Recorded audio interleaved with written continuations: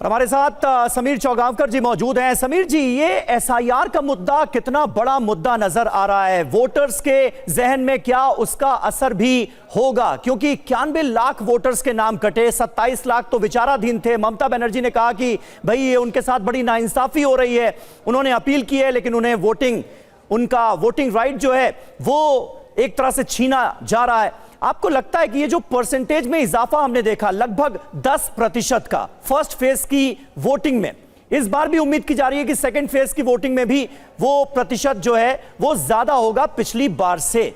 ये SIR process की वजह से ये जो बढ़ोतरी हुई है इसे आप देखते हैं, या फिर इसके पीछे वाकई ऐसी कोई वजह है कि कहा जाए भाई एंटी इनकम्बेंसी है, जैसा बीजेपी कह रही है कि एंटी इनकम्बेंसी है, इस बार सरकार बदलने के लिए लोग वोट करने निकले हैं?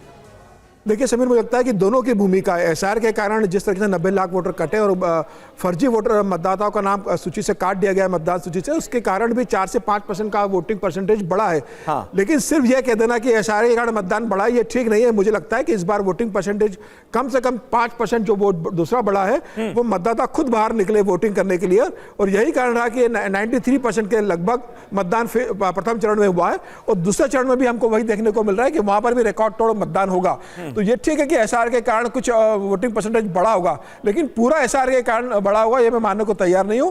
मतदाता इस बार निकला है, तो क्या मतदाता इस बार एंटी इनकम्बेंसी के कारण निकला है, ममता बनर्जी के 15 साल के कामकाज से नाराज वोटर पूरा बाहर निकला है, या भारतीय जनता पार्टी के नरेंद्र मोदी के कामकाज, उनकी अपील के बाद मतदाता निकलकर वोटिंग कर रहा है, या ममता बनर्जी को बचाने के लिए उनके कामकाज की रक्षा को पसंद करने वाला, या ऐसा वोटर निकला जो चाहता है कि ममता बनर्जी रहे? यह सब 4 मई को पता पड़ेगा। लेकिन मुझे लगता है कि ये बड़ा हुआ मतदान बता रहा है कि इस बार भारतीय जनता पार्टी के फेवर में तराजू झुका हुआ नजर आ रहा है, और ममता बनर्जी के जिस तरह से बयान आ रहे हैं, टीएमसी के जिस तरीके से बयान आ रहा है, ये बता रहा है कि ममता बनर्जी को लग रहा है कि इस बार वाकई में भारतीय जनता पार्टी उनके सामने बहुत बड़ी चुनौती बनकर उभरी है, और शायद ममता बनर्जी लग रही है कि इस बार पासा पलट सकता है, ममता बनर्जी चुनाव हार भी सकती है।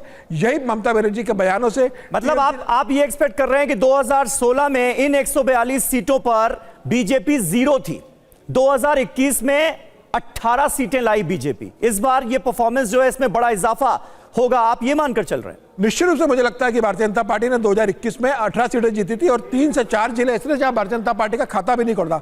दक्षिण 24 परगना अगर आप ले लो, कोलकाता ले लो, हावड़ा ले लो और वर्धमान ले लो, पूर्व वर्धमान, इन 4 जिलों में भारतीय जनता पार्टी को एक भी सीट नहीं मिली थी। लेकिन पिछले 3 साल से भारतीय जनता पार्टी ने जो वहां काम किया है, और अगर आप लोकसभा का चुनाव देखेंगे 2024 का, तो ये जो 142 सीटें, इसमें से 35 सीटें पर भारतीय जनता पार्टी ने बढ़त बनाई थी। तो वो 35 सीटें भारतीय जनता पार्टी की टारगेट में है, और 20 से 25 सीटें ऐसी जो बहुत क्लोज इसमें भारतीय जनता पार्टी रही थी। तो मुझे लग रहा है कि भारतीय जनता पार्टी 70 से 72 सीटों का टारगेट सेकंड फेज में लेकर चल रही है। पहले फेज के बाद अमित शाह ने जब पत्रकार वार्ता ली थी तो बहुत स्पष्ट कहा था कि 152 सीटों में से 110 सीटें हम जीतने जा रहे हैं। तो मुझे लग रहा है कि पहले फेज में भारतीय जनता पार्टी का जो आकलन हुआ है वो 100 सीटों का है, और दूसरे फेज में वो ये मान के चल रहे हैं कि 50 से 55 सीटें हम जीतेंगे।